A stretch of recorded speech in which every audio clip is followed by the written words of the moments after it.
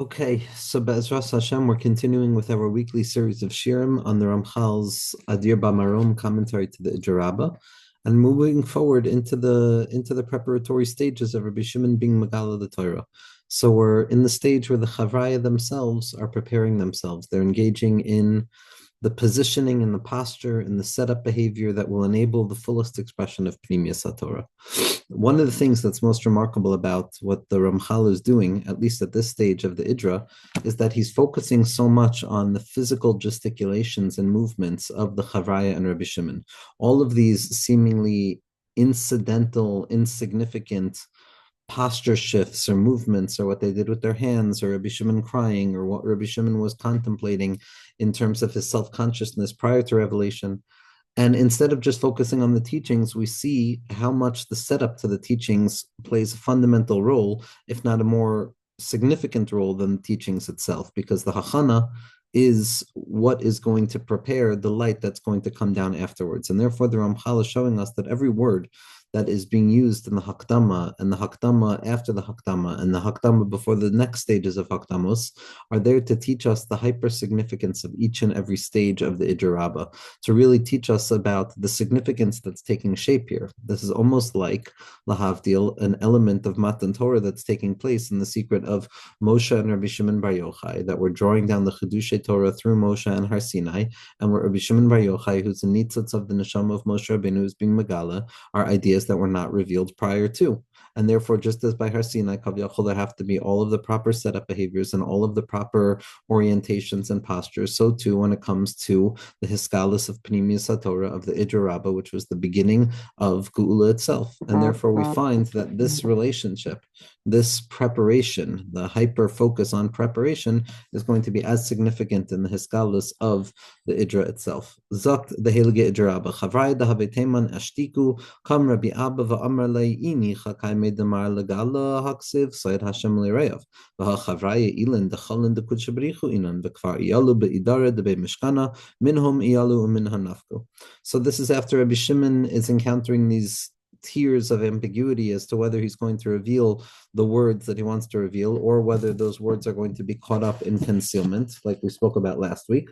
And Rabbi Abba, who's the scribe of Rabbi Shimon, and again, we know that Rabbi Abba, as the scribe, had the unique ability of drawing down the words of Rabbi Shimon through tzimtzum, but through a tzimtzum that reveals. Now, there's a tzimtzum that conceals, there's a tzimtzum that cuts off that which is being said, and there's a tzimtzum that enables that which is being said to conveyed to the receptacles and the vessels that are receiving it below. That is the work of Rabbi Abba. Rabbi Abba is the scribe who knows how to take the measure of Rabbi Shimon Bar Yochai's Torah and reduce it to the degree that it can be expressed in bite-sized manageable pieces, but each and every one of those bite-sized manageable pieces convey the full potency of Rabbi Shimon's light.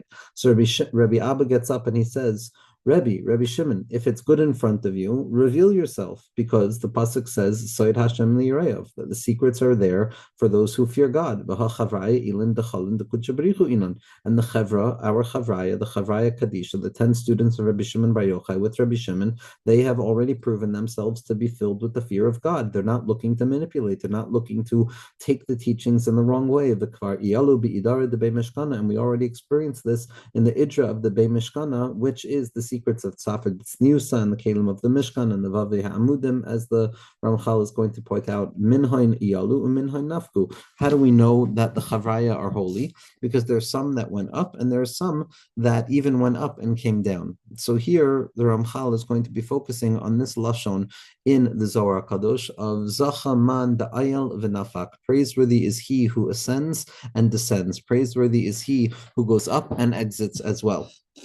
This is a phrase that's going to be used to describe the shevach of anybody who is oile to the rakia and comes back down. In Pnimius HaTorah, it's about ayil v'nafak, going in and coming back out. Nichnas b'shalom b'yatza b'shalom is the avodah of Rabbi Akiva. There are many who go up but don't come out. There are many who go up and don't have the proper ability to deal with the oros that they have. But there are fewer who have the ability to go up and come out. And we know that the prerequisite of drawing down Pnimius HaTorah is to be one who is able to go up, man da'ayil and man denafak. This is something we're seeing in the Kamar Rebbe as well, that Ayil is the secret of Bina, and Nafak is the secret of Chachma, the ability to be above and below at once. So this secret of a tzaddik who has to be above and below at once in Shemaim and in Aretz, that's the secret of Ayil v'Nafak. And what we're going to see here, says the Ramchal, is that the implication of the Zohar HaKadosh is that we're proving, Rabbi Abba says, the worthiness of all of the Chavraya. But at the same point, within the worthiness of the Chavraya, we see that there are those who ascended and those who didn't ascend. And therefore, we see that there's a notion that even if you don't descend, you can still be considered as one who is worthy of receiving the lights of Torah, which is a stira, because usually we see that you have to go up and be able to come out. But over here, the language is minhoin iyalu, minhoin nafku. There's some who went up and there's some who came out. The implication being that you can be considered someone who's worthy of being a Talmud of Rashbi, even if all you had was the ability to go up. But clearly, we're going to have to reorient what it means to not be able to come back out, because typically, not coming back out, not being able to draw down the lights of Pnimius HaTorah into regulated experience, into a reasonable application of the ideas in lived experience. So then the ideas are not only not going to be valuable, but they can be destructive. And so here, the Zohar is going to have to force us to reorient ourselves as to what it actually means to successfully go in and come out afterward. Ramchal says as follows: V'amar chavraya dahave teman ashtiku, kam Rabbi Abba. And he says, Inicha. So everybody was there. They heard Rabbi Shimon crying, these tears of not knowing whether he should reveal the words or not knowing whether he should conceal the words. And Rabbi Abba gets up and he says, Rabbi Shimon, be confident and give the words over. V'zehu masha amarti, says the Ramchal, ki eino ra ela im malamdim hasoides l'she'ena mehuganim, aval im haloimdim hagunim mashia achar kach eino ra. So this again highlights the principle that the Ramchal says that when teaching Pnimius HaTorah, one must be concerned as teaching directly to wicked individuals. If a person is teaching directly to wicked individuals so that those wicked individuals can take those words and transgress them, so then that's an issue. But when a person is teaching in general and they're giving their words over to individuals who are not wicked, so then if the words go out to a place that is outside of their realm afterwards, so that is not the responsibility necessary of the person teaching the Torah itself. We see this klal by the Meshiloach, especially when it comes to the mitzvah of tzedakah, that a person has the responsibility to know where they get their money from. A person has the responsibility to know what they have to do with their money. A person has the responsibility to know who they can choose to give their money to. But a person does not have control over what's going to happen once the money that they have is given over to the ani, and that ani receives it as tzedakah. So what that ani is going to do with it afterwards is no longer within the realm of the bechira of the individual who gave that ani the money. The bechira of the individual is to determine whether or not the ani that is receiving the money from them is someone who is worthy to be receiving the money from them. What happens afterwards is not within the framework of a person's reasonable amount of concern. And so we see, says Rabbi Shimon, in the Zohar, says the Ramchal, that Rabbi Abba is saying, we're fine, we're all tzaddikim here, everybody is good here, so you can teach your Torah. So the Ramchal says, so we see here that as long as the loimdim are worthy of being lomdim, what happens afterwards is not necessarily going to be the responsibility of the individual. V'amar kvar iyalu be'idara b'vei mishkana minhom iyalu minhon nafku. V'teida, says the Ramchal, shezman ha'idju debei mishkana hu kimasar lahem safed etzniusa be'inyan ha'mishkan u'be'inyan vave ha'amudim v'omer lecha atama inyan ayalu v'nafku. So the Ramchal is just situating this reference point that the Talmidim are making to say we have proof from the idra debei mishkana that we were already able to receive the words of Pnimius HaTorah, and therefore we're okay, says Rabbi Abba. So the Ramchal says that was the time that Rabbi Shimon was being megala, the tzafri, the tzniusa, with regards to the secrets of the Mishkan and the secret of the vavei ha'amudim, of drawing moichin all the way down to a person's deepest place. And now the Ramchal says, I'm going to explain to you the frame of going up and coming back out. Again, going up is awakening within oneself the desire and the excitement over Pnimius HaTorah. Coming out is the ability to draw down that insight, that spiritual insight, and to apply it down in the realm of accessibility, to run all the way up, but also to be able to bring it all the way back down. In terms of Pnimius HaTorah, there's no secret in being all the way up, and there's no secret in being all the way down. The pivot point, that middle path, that derech of the Eitz Chaim is for a person to be able to be up and below at once, to be in Olam Ha'atzilus and to be in the worlds of separation at once. And in that place, it's going to be the secret of Ayil v'Nafak, to go in and to come back out afterwards. Zak Ramchal.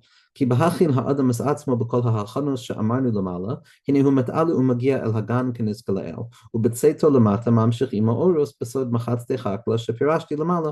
So we've discussed so far that everything here is opening up upon the path of the derech of Ahava, where the individual has to descend down from that territory of Chachma, enter into the place of effort, enter into the place of the need for refinement, enter into that place of the Eitz HaChaim, which is the lights of Bina that are mashpia down to Zer Anpin, where we have to be very deliberate in our mochen, where we have to be lishma, where we have to go through the process of ibur yinika and moichin. That's the secret of drawing down moichin into the individual's mind. So first we go up into Gan Eden. We have to open up the pockets of air. We open up the columns of air by way of entering into that yichud hagan, of being yotze min ha'ir, of walking along the paths, of contemplating the names of HaKadosh Baruch Hu, entering into that derech of ahava and the yichud of Gan, of opening up the pockets of air of Gan Eden and drawing those pockets of air back down into reality. So the going up is entering into the or of Gan Eden and drawing down moichin chadashim, drawing down new insights, new flow that enables a person to function and enter the zerem of Chidushay Torah. And then to draw it back down is to be of the Machatzei Chakla,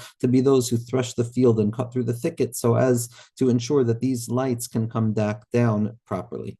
But, says Rabbi Shimon, says Ramchal, yesh beis mine. There are two situations in which a person goes up and does not come back down when it comes to this type of experience. We know that the klal is that one must go up and one must come back down, to be above and then to be below again. That the goal of just being above, of entering in and not being able to come back down and draw it down into regularity, into sustainability, into actuality, into calmness, is not going to be healthy. But there's clearly going to be a situation, as referenced in the words of the Idrab itself, where a person doesn't come back down, but it's still not going to be disqualifying. There's going to be a not coming back down that's going to be disqualifying. And then there's going to be a not coming back down, which is going to be problematic, but not necessarily disqualifying for the individual. And that's what the Ramchal is going to be masbir here. He says, what are these two qualities of ayil v'loy nafak? Because clearly there has to be a chiluk.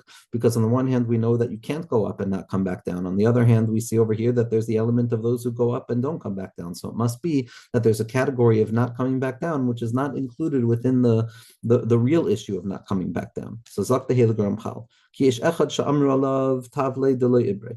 When it comes to one person who goes up and doesn't come back down, the Zohar Kadosh and Chelek Aleph Daf Sam Muhammad Beis says it would have been better for a person like that not to have been created. That's the place where it's really severe, to be ayel v'lei nafak, to just have bina without chachma, because that's missing the entire point, and that's just fire to burn upwards without any desire to come back down in some semblance of calmness. Aval, but there's a less severe situation of a person doesn't come back down. Yesh min acher she'enu kol kach ra. It's not as problematic for a person to want to yearn upwards and run upwards into the lights of Pnimius HaTorah and not yet know the process of drawing that light down into calmness. And it's not going to be as gefährlich, it's not going to be as terrible as the first situation, where the Zohar HaKadosh says it would have been better for the person not to have been created. Kikan amru minhoim iyalu uminhoim nafku, because over here we see with the Chavraya that only some of them went up and came back down, but there's also some who didn't come back down, which means that there's a secondary level of a less severe form of not coming back down. We see that even the Chavraya, who were the Talmidei of Rashbi, the 10 Nitzotzos of Rashbi himself, so there were some who went up and didn't come down. So clearly there's a less severe way of looking at not coming back down. Says the Ramchal, ha'inyan ki nikra shi and nichnes v'yoytze, misha ba'oid ha'amshacha kayemes v'ha'hashra ashoyre shel psichas pesach ganeden v'halbashas ha'avirot nichnas kanal v'gam yoytze v'azvadai mevi imoid devarim mechudashim. So what's happening when a person is entering into a place of his bainunus on Pnimius HaTorah and opening up the pockets of air and trying to open up the avira of Gan Eden? That a person goes up and a person transplants themselves by way of contemplation of HaKadosh Baruch Hu's name, by way of exiting this worldliness and the suffocating air of this worldliness and entering in to that secret place of the Teva, to that secret place of Gan Eden, to that secret light of refinement that continues to exist. And when a person is experiencing the lights of that place, the sha'ashuim of entering into Gan Eden, of drawing down Chidushay Torah, as the ha'ara is still shining, as a person is still in that spiritual state, as a person is still operating with moichin the godless, they make the decision to come back down through the same entrance that we entered into. In that situation, that's the secret of manda ayal v'nafak, that I went in and I experienced the spiritual bliss, and I didn't wait for the spiritual bliss to end and then I just come falling back down, but rather part and parcel of the spiritual experience was the exiting itself, the leaving, the taking leave of the experience of Gan Eden was not because the lights of Gan Eden or the air of Gan Eden dried up, but rather because I understood the secret is drawing the air of Gan Eden back down. That's the first level. That's the real level of ayil and nafak, to go in, to cultivate spiritual contemplation, to cultivate a perspective of unity, and then in the burning center of spiritual illumination to understand that the tachlis of all of this is to come back down. And I go back down as the spiritual lights are still activated. It's almost like Avram Avinu, who after being Makabal Pnei Shechina, understood the secret of Gedoyla Hachnasas Orchim Yoter Mekabalas Pnei Shechina. It's not that it's in separation from Kabbalas Pnei Shechina, but rather the Hamshacha of Kabbalas Pnei Shechina is going down into Hachnasas Orchim, as the Kamarna Rebbe points out. So over here we see that the first real high level is Ayil V'Nafak, that as the lights are burning, as you're still feeling that connectivity, you're able to draw it back down and apply it into the very refined vessels of this worldly experience. That's the ideal. In the language of the Ramchal, it's as follows. What does it mean to be someone who ascends and exits, who goes in and comes out? Somebody who, at the very moment that the hamshacha of new lights is still burning and still taking place, and the presence of HaKadosh Baruch Hu's Shechina is there with that person, and the opening of Gan Eden is there, and they're becoming the vessel to allow the air of Gan Eden to engarb itself upon the individual, a person goes in and they also leave, because they know that taking leave is not the end of the spiritual experience, but rather the fullest culmination of the spiritual experience. And a person like that, who leaves with confidence, who leaves not because he feels that the spiritual moment has drawn up, but because that spiritual experience is best applied when I can look at the other person in the face, or when I can do a mitzvahs maisios. So in that place, a person is most certainly going to be drawing down lights from above, because they understand that the secret is going up and coming down. Ach yesh mi shetishar nishmasho sham zman ma, va'achar kach testale kahashra, v'yishar lechutz kemebatchila, v'zen nikra she'eno yotza. But there's also going to be a level of somebody who goes up and experiences the spiritual illumination of living in Gan Eden, of deep breaths, of being okay, of having a tainug, of feeling confident in spiritual avodah, and having that hasaga of my lave is burning to come up to HaKadosh Baruch Hu. But because of the tarrying and the waiting within that spiritual illumination, within the hargasha of it all, within the ratzo of it all, within the yearning upwards of it all, the person is not ready to go back down. A person relinquishes themselves and they say, I don't want to go back down. And in that place, a person waits there until that spiritual experience is extinguished. And then they find themselves outside of the place because it's extinguished, not because they left on their own, but because there's nothing left for them to be there for. That's referred to as someone who doesn't know how to leave. Because the Ramchal is highlighting a very fundamental nakuda here, that to properly leave is to leave when you understand that the leaving is also continuing to be part of the same process in which you arrived. There's a leaving that says, oh, the good thing ended and now I have to leave it. But there's a better way of leaving, which is I'm leaving with the good thing still shining, because now I'm drawing down that good thing. And that's when a person leaves the same way that they entered. That just as we go in through the shar, a person also has to come out from the ketza of the shar, from the lip of the shar, which is the secret of leaving, which is also considered to be part of being inside itself. That's being malava, a guest. That's the ayil v'nafak. But then there's another person who's not going to be able to understand the spiritual potency of leaving while the spiritual light is still there. And that's a person who's going to wait, and they're going to be so afraid because they don't want to let go of that spiritual light. So they wait there until it's extinguished, but they didn't have the confidence to realize that I can leave with the same spiritual light. Someone who doesn't leave the derech of the ketza, someone who doesn't leave spiritual awareness in the moment that spiritual awareness is still there, but rather waits in order for the spiritual awareness to dissipate, and then they decide to come down. Either they're going to be referred to as someone who mistaleket ha'hashra'a, or shachas v'shalom nidche v'noifel el haklipa, ke'alisha, which is acher. And that's the type of person who said, Tavle delay ivrei. Aval misha mistaleket ha'hashra enu kol kach rav, oy defarish l'cha mizeh b'siyata d'shmaya l'kamen v'sefer idra. So the Ramchal is making an amazing, amazing chiluk that ideally there's three levels. There's the ayel v'nafak. There's to go up and come back down in the actual acute experience of spiritual awareness, where yes, I taste the ideal of spirituality, but also I idealize the fact that I have to draw that idealism back into reality. That's the secret of bringing the exit into the spiritual experience, where I know that taking leave is as significant as entering in. That's the model of ayel v'nafak. But then you're going to have a situation where a person can go up and they can be experiencing that spiritual illumination to whatever degree a person experiences a spiritual illumination, and they stay there and they tarry there and they like the warm mikvah of it all, and they don't want to leave until it gets cold. And then when a person like that has to come out, so then their body is going to be cold afterwards, and then they're not going to feel that they've been able to draw all of the light down. But it's not so gefährlich because they stayed up there until the lights were extinguished, and then they found themselves having to come back down, and there's still going to be a certain stira between going above and going below. In the context of what the Chavraya really needed to learn was to go up and to come back down in one fell swoop, and to realize how both of them are fundamental, as we're going to see as the Ramchal talks about the hands in a second. But then there's going to be a third level, which is worse than the other issue of not coming out, which is coming out and drawing down the ha'ara into the wrong place, drawing it out into a misapplication of the idea of trying to manipulate the spiritual wisdom that a person has. And so we see that ideally a person has to be able to go in and come out volitionally, because coming out is as significant as the going in.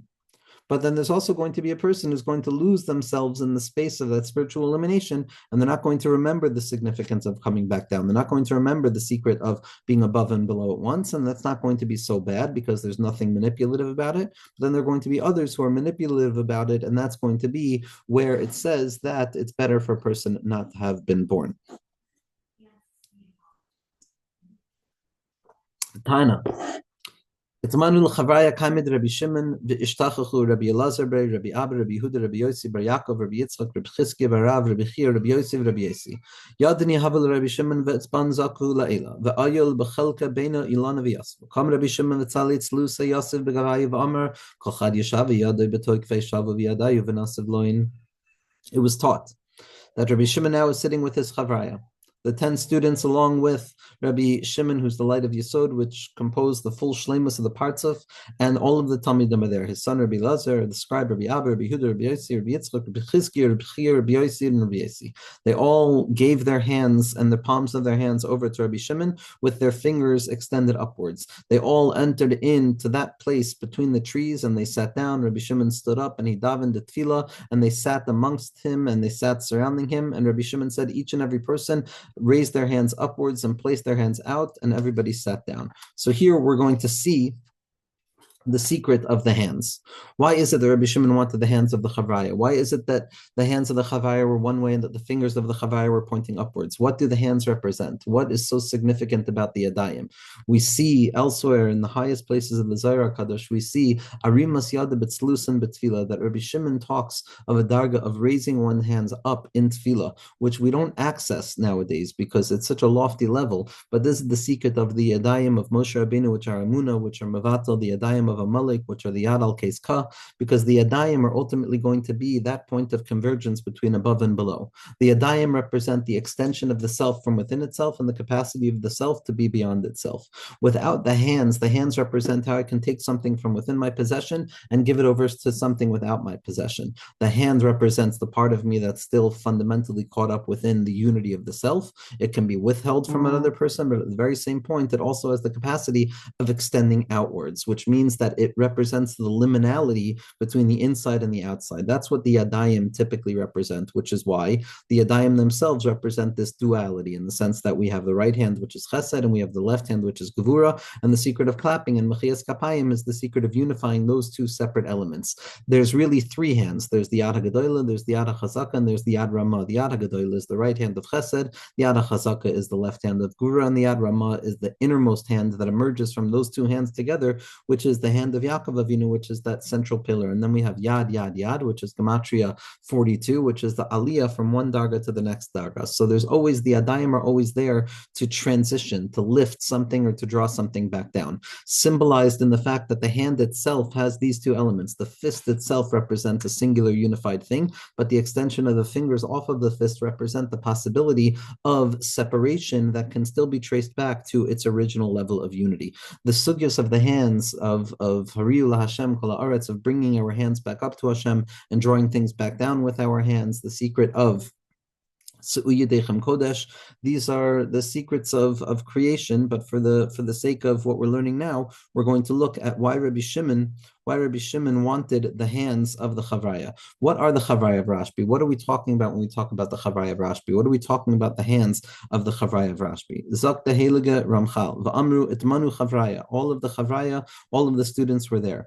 V'hu ki behiyoytze roitze l'takin tikun godel kazeh shel ha'idra ha'iroitze l'takin l'fi ha'shorish shelahem lahinu ha'kesher ha'nimsa b'neihem b'soid levushi nishmoiseihem k'mefurish b'divrei ha'arizal shehem misoid asara chasadim da'aba ve'ima v'Rebbe Shimon bar Yochai hu hayesoid gamkein v'hayoy saharav shalem ach nishmoiseihem kol echad hem mishorish b'fnei atzmai aval ha'levush hu kach v'hem mekusharim b'koichi hinei ratza l'haris im nimtzu sham kol hayud v'nimtzu. So prior to Rabbi Shimon revealing what he's being revealing, prior to Rabbi Shimon finally giving us what he's trying to draw down, this new Hiskalis of the Torah of Atikas Tima'a, the Giloy of the Ijra Rabbah, so Rabbi Shimon wanted to make sure that there were all of the halakim of the parts of himself there and available. And these Asara Tamidim of Rabbi Shimon are represented by the Arizal as the Asara Chasadim of Abba and Ima. Chachma and Bina, they both have 5 Chasadim and 5 Gevuros. When we take the Chasadim of Abba and Ima, that means it's the revelation of Chachma and Bina in the Welt. What Rabbi Shimon was trying to do was reveal a new Hiskalus of Chachma and Bina in the world, in the secret of V'tzein Chalkenu B'Sarasecha. Chalkenu B'Sarasecha is Rosh Tevos Chachma and Bina, that the light of Keser, the Butzina Kadisha, Rabbi Shimon wanted to draw down and ensure that the light of all of the neshamos that were shaykh to him, which were the chasadim of Chachma and Bina, which are 5 and 5, which give us 10, which are also going to be correspondent to the 10 fingers, 5 and 5. That is a revelation of a new way of looking at reality. The fact that it's the neshamos of the Chavraya Kadisha means that the revelation of the Chavraya Kadisha are the revelation of being able to look at reality through the chasadim of Chachma and Bina in a new way, which means that it's a new way, a new frequency, a new wavelength that's being revealed for all of the souls that will come afterwards in order to see the way that they need to see, to be able to look at reality from the eyes of Rabbi Shimon B'Chavrayev. And that's what's taking place here. And Rabbi Shimon wants to be very delicate to ensure that all of the Chaverim are there in accordance with the Shorish of the Neshama. The Kalim of it is that we're being Magala, the Yud Chasadim of Abba and Ima, which is the ability to say yes to the world so that every single Yid can look at reality now with the ability to say yes to it. And that's because the Chavraya Kadisha revealed this capacity in the Ijra Rabbah. So Rabbi Shimon gathers all of the Chavraya together, the Asara Chasadim of Abba and Ima, and Rabbi Shimon was all of them connected. And that connection, the Ramchal is hinting, this unity of a Chavraya, it's not to deny the individuality of each and every one of them. As we're going to see, each and every one of them is going to bring their own tikkun. But there's a way of grouping together everybody together so that they all represent one fell swoop of an expression, which is the Asara Chasadim of Abba and Ima, and Rashbi was included in that.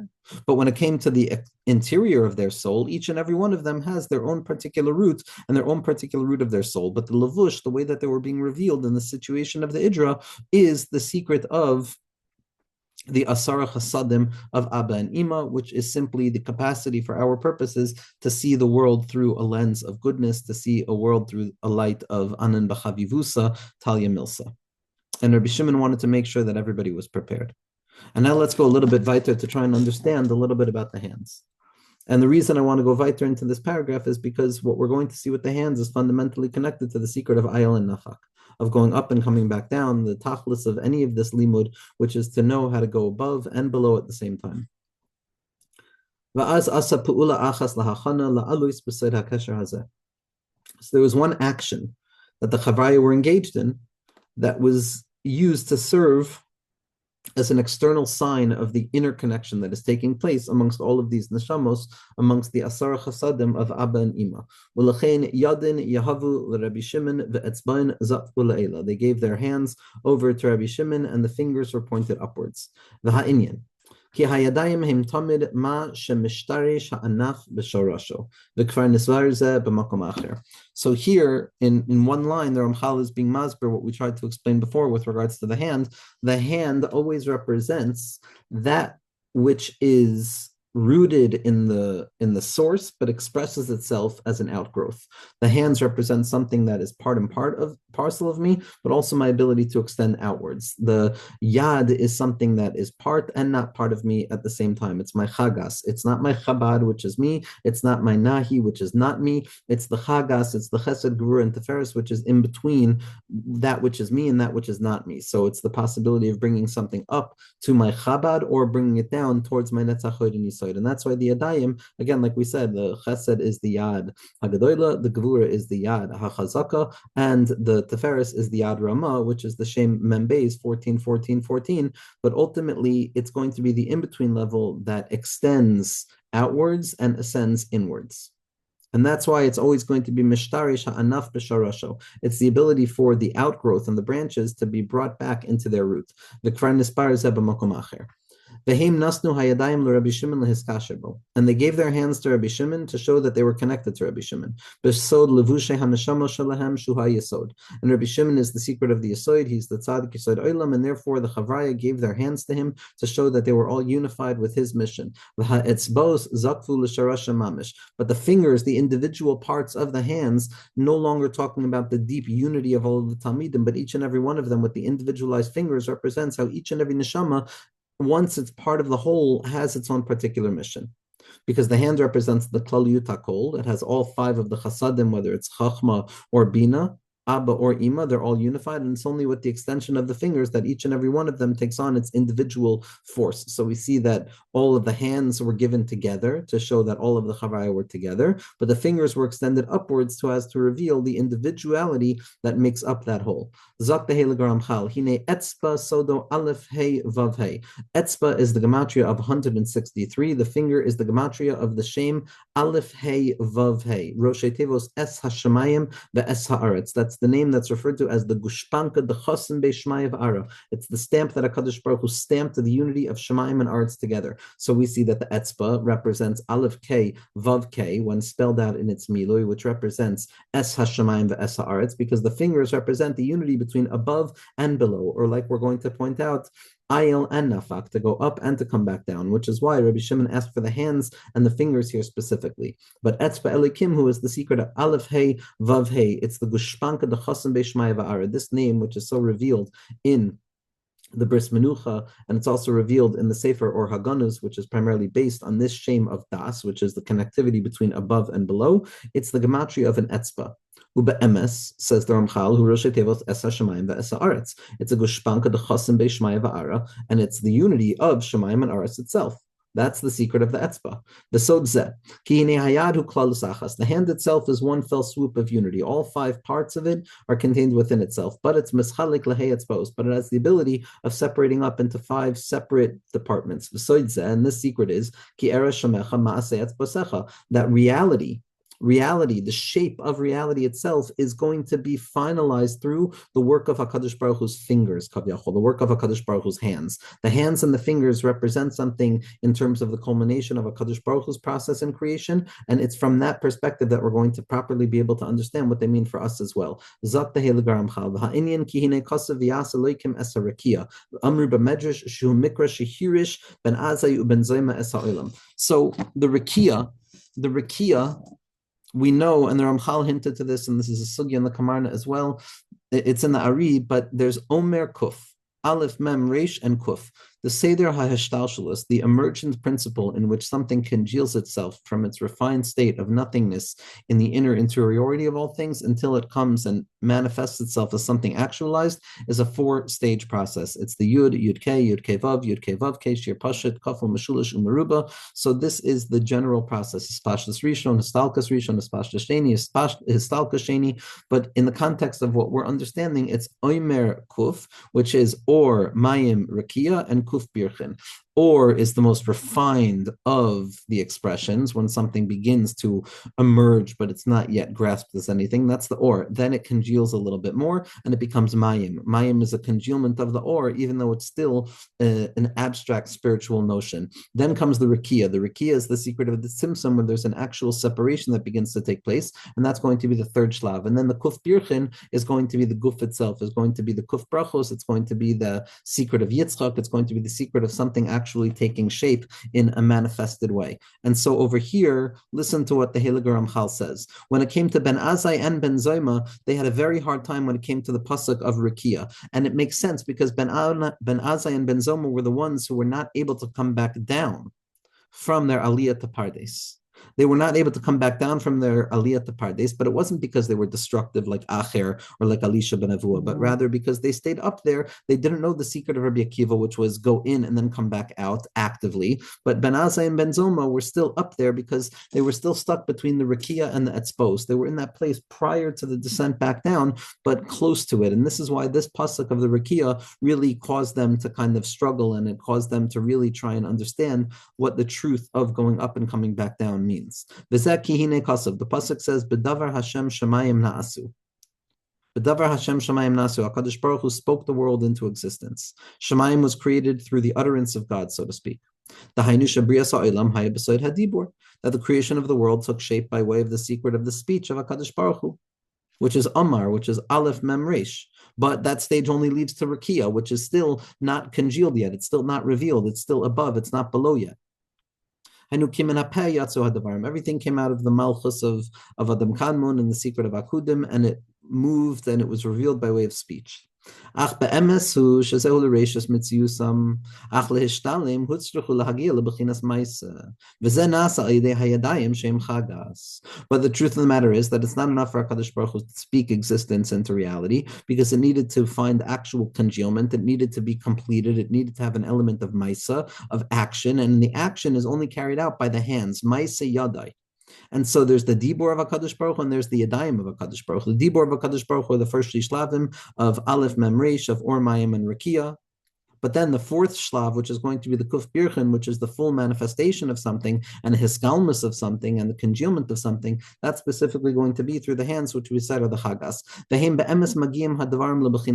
It's only through the hands and the fingers that something is going to be able to be congealed and manifested in a real way. Without that, things would have been remained in their abstract sense, because or mayim and rakia, no matter how gradational they are in their process of congealment, they're still not congealed to the degree that they're actually revealed.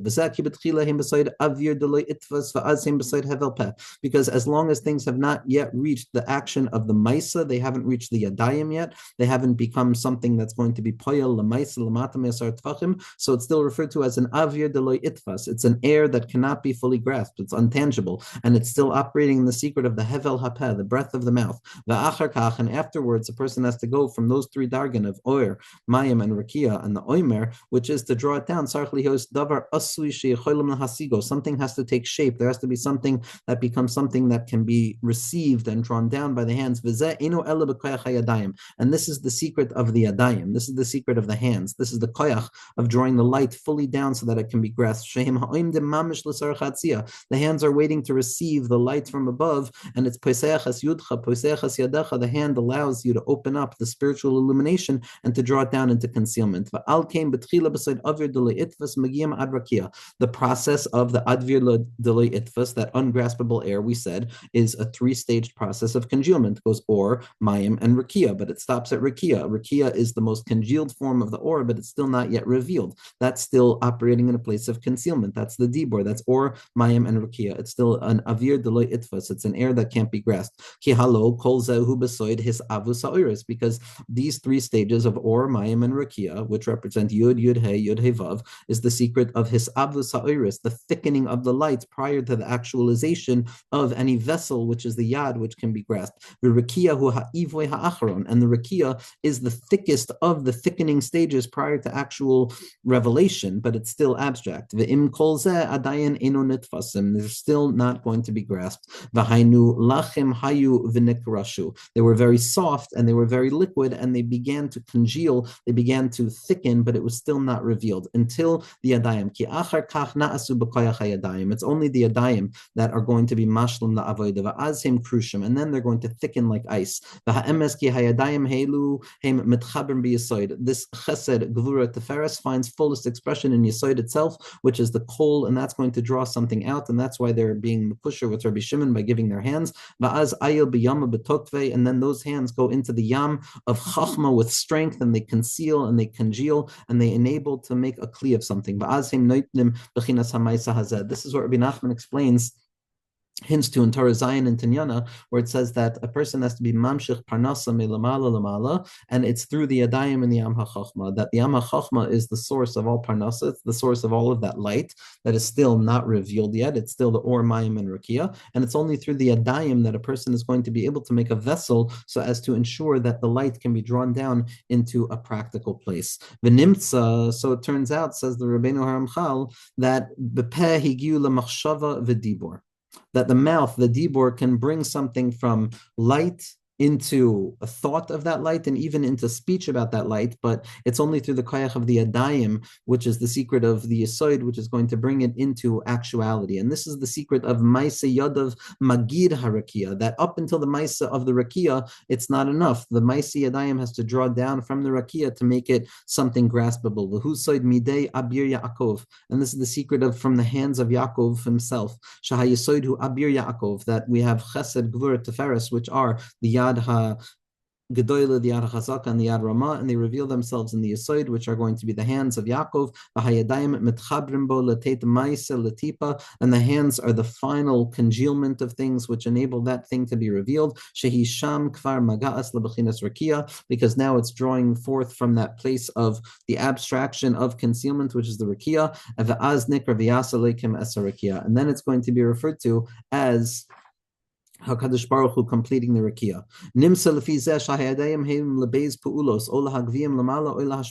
So we see from here that the hands have two roles. They can either ascend upwards to the Shoresh of the Chabad and draw them down, or they can descend downwards to the Netzach Yisoid and enable them to congeal. And that's really the avodah of the hands. They can go all the way up because they draw down from above, and they can draw down all the way below because they're the innermost point that represents the ability to operate in two planes as well.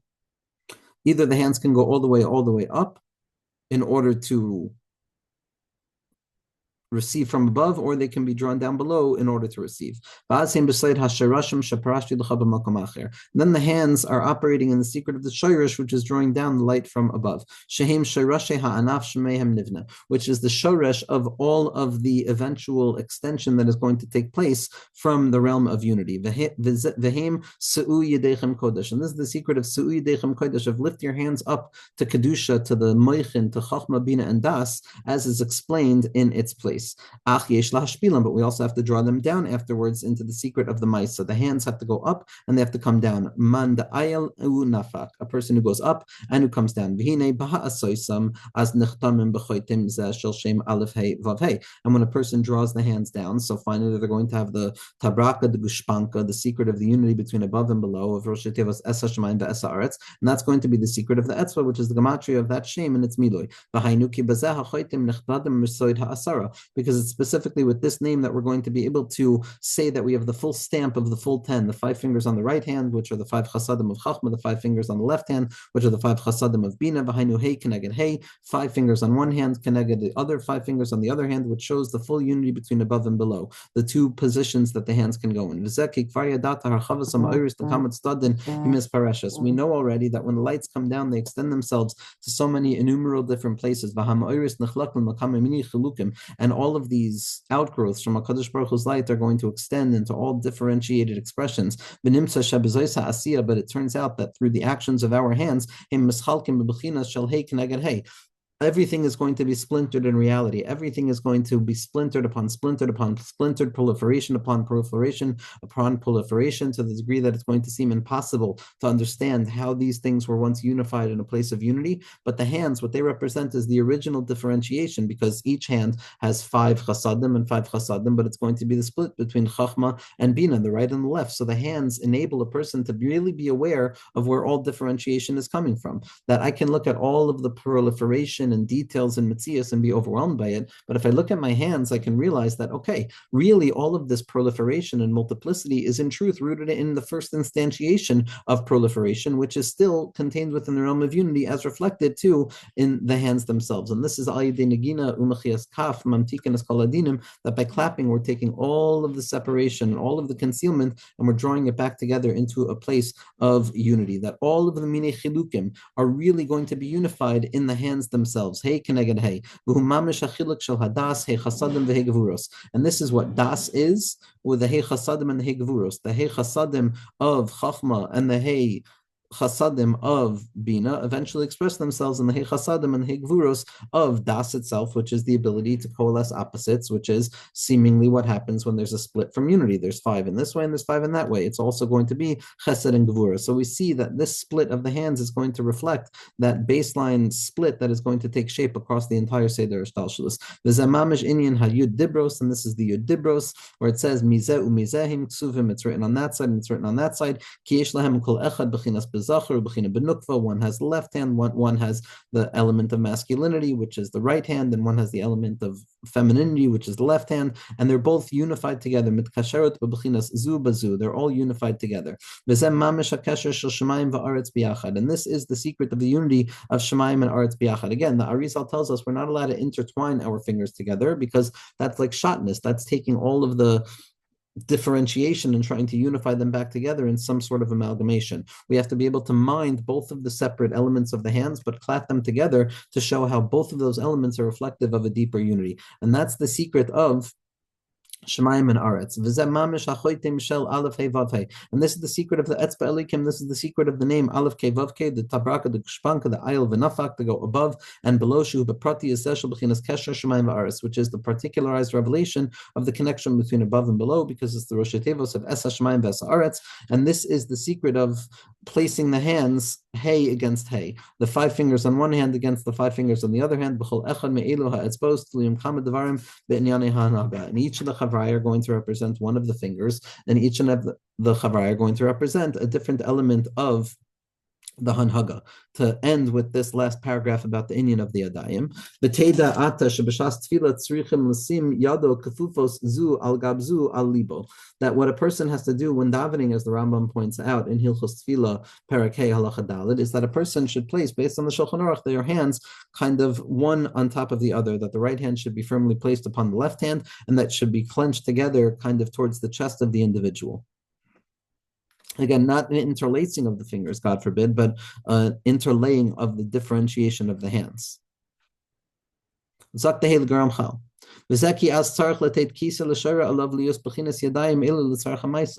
what we're doing during the time of tefillah is we're trying to draw down the light from the Omer Kav. We're trying to draw down that light of Amira, or Mayim Rukiya, and we want to have it in a place of pu'ula. We want to bring about a full zivug. We want to bring about a new hamshachas ha'orus, and therefore it has to have some receptacle that it can receive, and that's going to be the hands. The hands represent Maisi Yadai. The hands represent the finalized ability to draw it down. That the